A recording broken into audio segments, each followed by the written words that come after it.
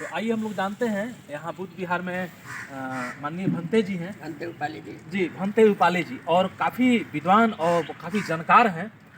तो भंते जी, आपसे हम जानना चाहेंगे कि जो ईवीएम का भी जो उठा है मामला पूरे देश में, जंतर मंतर पर पूरा आंदोलन हो रहा है, क्या आप इस माने आंदोलन से आप सहमत हैं कि नहीं, असहमत हैं? हम नहीं सहमत हैं। हमें हमारे खिलाफ है। ये माने सब ईवीएम से चुनाव होना चाहिए कि नहीं होना चाहिए? नहीं होना चाहिए। क्यों? इसलिए नहीं होना चाहिए कि हमारे परिवार लोगों को एरिया में अति नहीं डालने अति होगा। वो सब अपने डाले अति कर देगा, फिर अति में अति कर देगा। अच्छा, ईवीएम में सेटिंग है आपके कहने का मतलब? हाँ, सेटिंग है।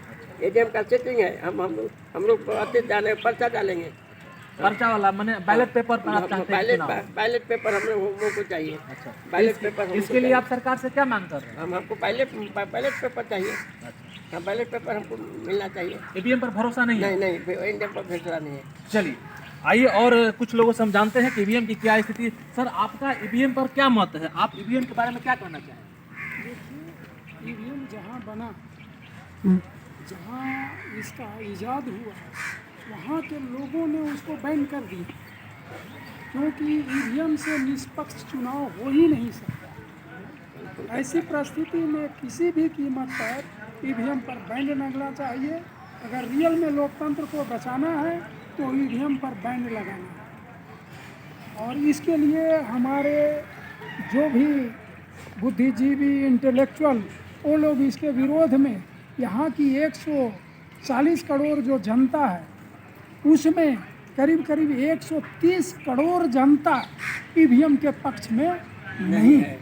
और जब 130 करोड़ जनता ईवीएम के पक्ष में नहीं है, तो फिर ये कैसा लोकतंत्र है कि जाकर करके यह ईवीएम से चुनाव करने, जब जनता नहीं चाह रही है, जो चीज़ जनता इसके पक्ष में नहीं है, तो वो काम नहीं होनी चाहिए। तो ये जो आरएसएस बीजेपी के लोग हैं, ये ईवीएम के द्वारा सत्ता में आ जा रहे हैं।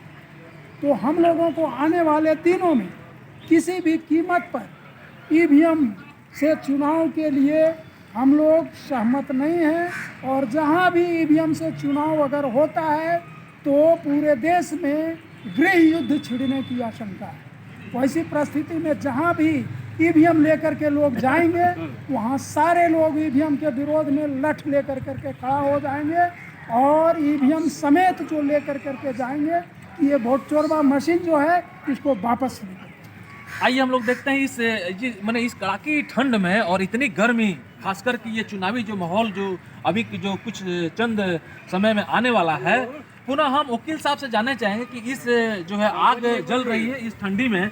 और वकील साहब, फिर से आपसे मैं बात ये चाह रहा हूँ कि क्या बिहार और पटना और हाई कोर्ट से क्या इस पर समर्थन वकीलों का मिल रहा है? ये अलाव पर चर्चा, आग पर चर्चा, हम लोग आग भी ताप रहे हैं। राजेश से बात करना है। अच्छा, तो दे रहे हैं, राजेश को दे रहे हैं। ए राजेश, और हम लोग जो है बात करेगा हो। हम लोग जो है पूरे तरह से पटना हाई आजाद है देने के लिए। बिहार में 1,14,000 वकील हैं।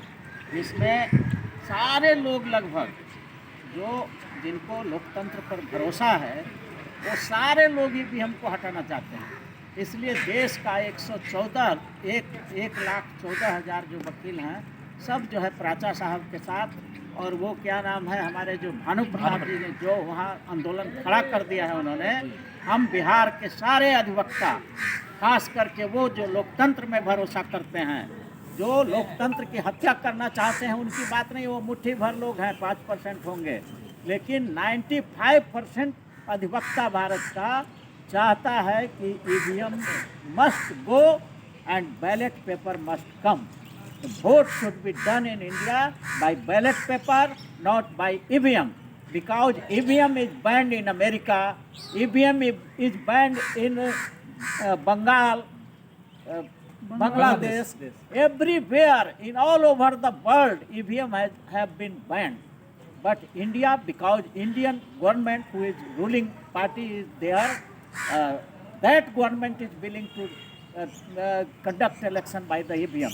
Because they are managing the EVM, so we highly oppose the EVM system and welcome a ballot paper system in India.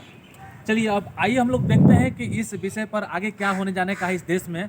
और मैं जनार्दन कुमार बुद्ध विहार, पटना।